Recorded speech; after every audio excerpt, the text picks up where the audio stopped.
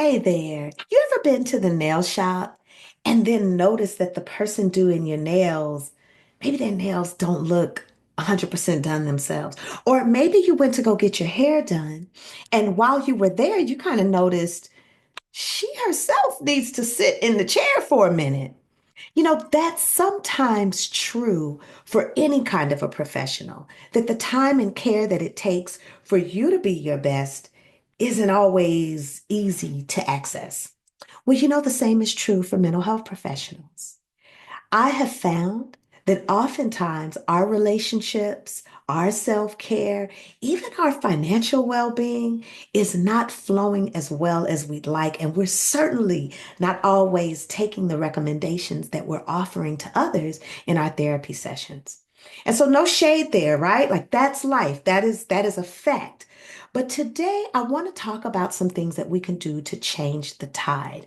I noticed that International Mind Body Wellness Day is coming up right at the top of 2025. That's when I'm recording this video. Hopefully, you're seeing it sometime near there.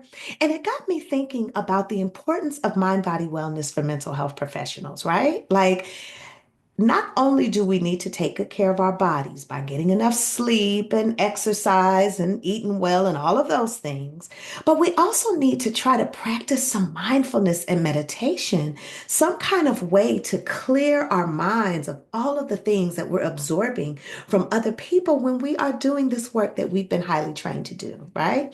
Having some way to manage our own stress and anxiety is kind of a big deal, especially if we want to be able to show up as a source of calm or healing or peace for the people that we're serving, right? And so I just want to remind us as we are thinking about how to build businesses or how to grow our professional lives, that all of that starts with you and taking good care of yourself. And so at Perfected Practice, that's what we're all about. Like I'm always encouraging people not just to build a business that they love, but to build a life that you love, because it's going to make a huge difference in the way you flow in your business, right? And so, for good reason, therapists can sometimes have a lot of emotional and mental health challenges, right? I mean, a lot of times we come to this field because we know what it's like to suffer and we want to support others in not experiencing some of what we've already experienced in life, right? But once we're in the mental health field, especially when we're interns or just starting out, the high caseloads and the exposure to vicarious trauma without kind of knowing exactly how to navigate that can be a little bit overwhelming. And if you add to that, that there are some administrative burdens that make it harder for us to do our job. It's like we're not just holding space for our clients, we're also doing documentation and filling out reports and sitting in meetings and doing all of the things, especially if you're a part of a bureaucracy, that is your day-to-day life, right? And so that burnout, that stress level is elevated just by the nature of the work that we do, right? That's just the way it is.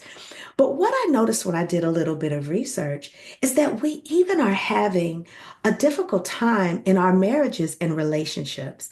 I actually found that there were divorce rates higher amongst therapists than the national average, right? So it shows that the pressures of dealing with relationship, we're not exempt from those just because we are mental health professionals. So we actually have to take out some time to really be thoughtful about curating the kind of relationships that are going to be key to us having the support we need to thrive outside of our professional lives, right? It's very, very important. And I think if you add to that, if there are some divorce situations or we're having, relationship challenges, those things also impact our financial well-being. Being a two-parent household or a two-income household feels real different than being a single person, right? And so you add to that the stress and pressure from student loans or challenges with insurance reimbursements or just not even having financial planning as like a strong suit in the way that we're operating our businesses and careers. Now we got another layer of stress that's a part of the experience of being a therapist. So what I want to talk to you all about now is how are we going to prioritize self-care right now at the top of the year before we even get, right now while it's fresh out the plastic, I want us to be thoughtful about how can we take care of ourselves in meaningful ways. I mean, first I think is just owning the fact that the work we do is stressful, even if you've gotten used to it, right? Even if you've gotten used to hearing difficult content in your conversations with clients, even if you've gotten used to sitting back to back to back in therapy sessions, even if you've gotten used to kind of going on and on without taking out time for self-care, I first need you to acknowledge that being a mental health professional has a special set of stressors. I even think sometimes about how it might shift our ability to relate to people because we're always seeing them through the eye of emotional well being and red flags, right? And so, how does that factor into how easy we are in forming new relationships or trusting friendships and all of those kinds of dynamics, right? And so, I just want you to be aware that it is likely that we don't have a safe space always to process the things that we're experiencing in our therapy sessions. And then also, just the stress of the work we do can compound.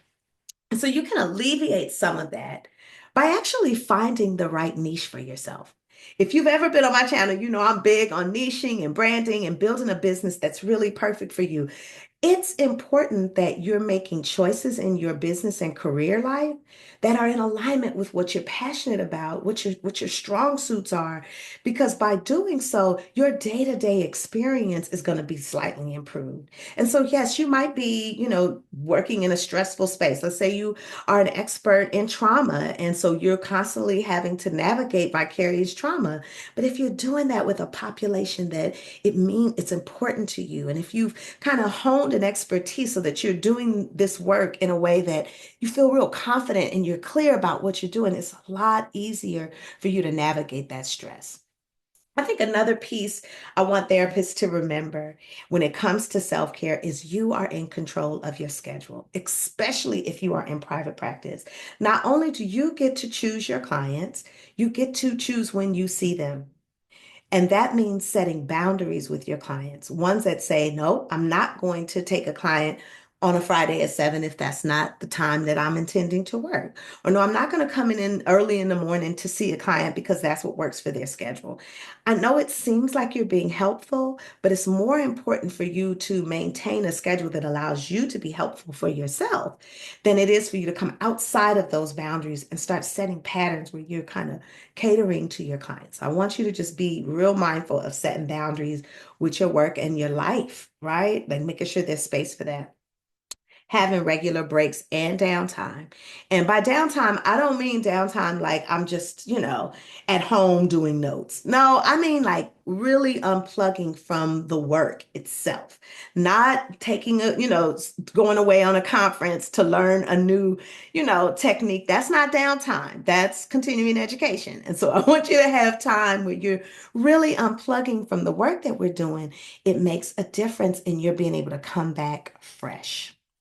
Another thing is to make sure that there's a certain resiliency in your business. If you are in business for yourself, making sure that you're streamlining your day-to-day operations, that you've built in contingency plans for certain emergencies and challenges, and that you are always playing to your strengths and being able to kind of work with others who have strengths that are not yours so that you're not overwhelming yourself or log jamming your time with stuff that is outside of your comfort zone or your zone of genius. If you don't know how to do something, and it is possible for you to find someone who is expert in that, and your business can afford to pay to have that done, please do that, right? That is a huge way of managing self-care. Um, I'll tell you another thing that I know therapists can do that can help them to take care of themselves. And it is to brand your business around like who you are and what you want to be known for. It makes the confidence that you need to show up that much easier to access when you're speaking from your strengths. It also allows you to build a sense of trust with the communities that you're serving so that you're not always in the space of having to prove yourself. You've already kind of proven yourself and your professionalism is evident when you've set your business up in a way that is clear in focusing on what you do best. Um, and I think just like we were saying a moment ago, that it is important for you to acknowledge that being a mental health professional is stressful. If you've chosen to be in business, I want you to also acknowledge that the entrepreneurial journey in and of itself is stressful. And so, kind of shifting your mindset away from just being a clinician to being an entrepreneur for a moment so that you can start working on navigating some of those challenges that come with building a business is going to be useful for you, right? I mean, it's not easy to build something. And even if you have a template or you have support, it still is challenging to face the uncertainty of building a business for yourself. Okay. And so, from a practical perspective, let's talk about what you're going to do from a very practical perspective to take care of yourself. If you are not already practicing some sort of mindfulness, meditation, journaling, you need a way to clear your mind. And I know some people, I heard recently some folks had an objection to yoga for religious reasons. And I mean, I guess, but I would encourage you to have a way to take care of your body and your breathing and your stretching so that you can kind of get those stress hormones out of your body, right? Like you need something where your body is getting what it needs. And then the professional connections, right? Like, I know how important it is to have therapist friends. They understand what you're going through. They're able to hold space for you. And when needed, you might have some supervision where if you get on a challenging case or you're not quite sure what to do, having a therapist that you trust and feel safe with, that you can kind of kick ideas around with is phenomenal in terms of being able to take care of yourself. And I just think every therapist needs a hobby that has nothing to do with mental health. Like every therapist needs something that you do that doesn't have anything to do with your professional life, right? And so curate that, whatever that might be. I know for me, I love gardening, I love traveling, I even watch sci-fi. Whatever the thing is that you do, give yourself time to have that. Give yourself time to have that. And I just want you to know that when you are intentional about doing all of these things, the results will show up in your life. I often will say to people that it's important you choose wisely the things you do on a daily basis because over time, you're going to start to look like your choices.